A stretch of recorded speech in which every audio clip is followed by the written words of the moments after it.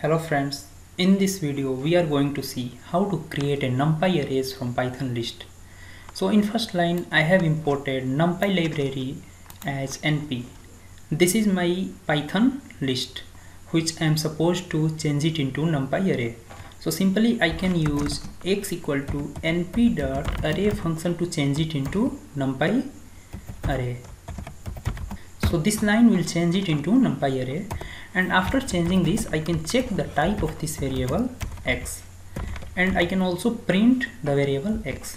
So if I run this code, it will show the x variable belongs to numpy array, and this is our variable x.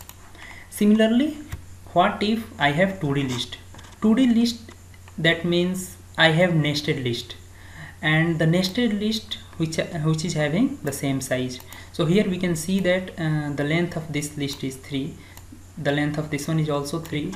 So we can change it into numpy array using the same function np.array, and now we can print this one. So it will print the matrix. So this is matrix array which belongs to numpy class. Similarly, what if we have different length and different shapes of list? So we are supposed to change this into numpy array.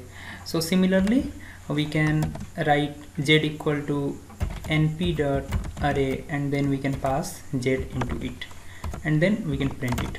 So here we can see that it have changed it into numpy array, but here we can see there is some warning.